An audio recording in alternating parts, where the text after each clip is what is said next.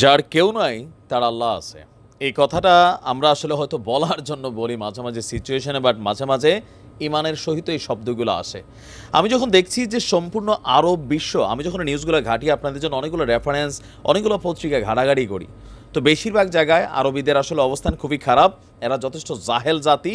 এরা কিন্তু নিজস্ব চিন্তা ছাড়া ইসলামের নাম দিয়ে অনেক ব্যবসা ট্যাবসারা করে, কিন্তু আসলে দিনের কাজে ওরকম কোনো ইফোর্ট এদের নাই। তো তার মানে কি সবাই এমনি মরতেই থাকবে? না। আজকে দেখেন অমুসলিমদের অন্তরে যেই চেতনা, যেই ভালোবাসা, যেই দয়া মায়া উদ্রেক হয়েছে, এটা আল্লাহ পাকের রহমত ছাড়া আর কিছুই না। দর্শক, কাকতালীয়ভাবে অকেজু হয়ে যাচ্ছে আপনার ইসরায়েলিদের হাতে থাকা বন্দুকগুলা।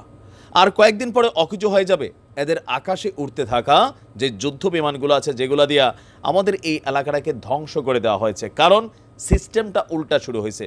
আরবিদের আর দরকার নাই।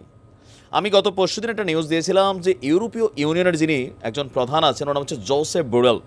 তিনি আপনারা বলছিলেন যে ফিলিরা কি চাঁদের দেশে যেয়ে থাকবো?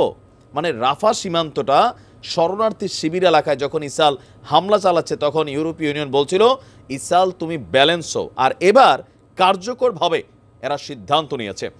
দর্শক, চলতি সপ্তাহে আমাদের বীরদের বিরুদ্ধে যুদ্ধে ইসরায়েলকে সমর্থনের জন্য $1,400 কোটি অস্ত্র সহায়তার অনুমোদন দিয়েছে মার্কিন কংগ্রেস।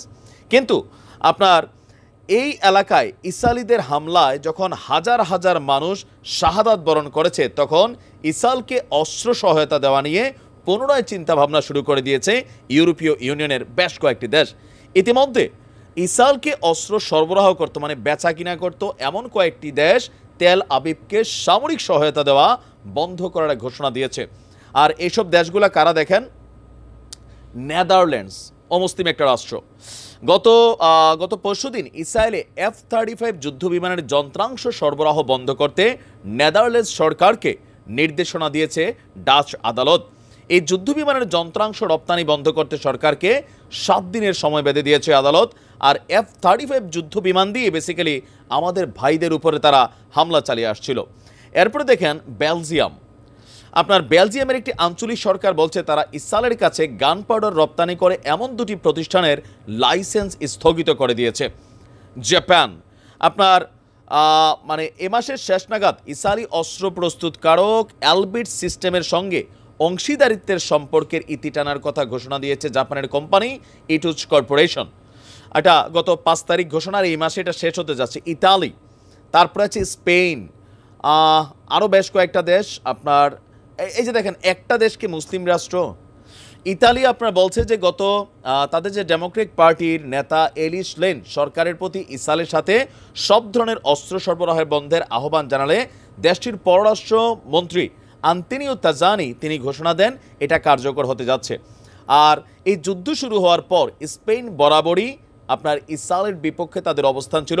ইউরোপীয় ইউনিয়নের আরও বেশ কয়েকটি দেশে কিন্তু আস্তে আস্তে এটার বিপরীতে যাচ্ছে। এভাবে তারা যদি অস্ত্র বা এটার ইকুইপমেন্ট, যুদ্ধ বিমানের পার্টসগুলো বন্ধ করে দেয় বা গান পাউডার, গোলা বারুদ পাঠানো বন্ধ করে দেয়, এদের হাতে থাকা অস্ত্রগুলো অটোমেটিক অকেজো হয়ে যাবে। দরকার ছিল এই ভূমিকাটা আরবিদের, কিন্তু দুর্ভাগ্যজনকভাবে এটা সম্ভব হচ্ছে না। বেস্ট অফ লাক, আল্লাহর কাছে শুকরিয়া আদায় করি, তিনি যেমনেই হোক যেন বাকি যে মানুষগুলো আছে 29,000 শেষ, বাকিদের যেন জীবন বকশায়া দেন। আসসালামু আলাইকুম।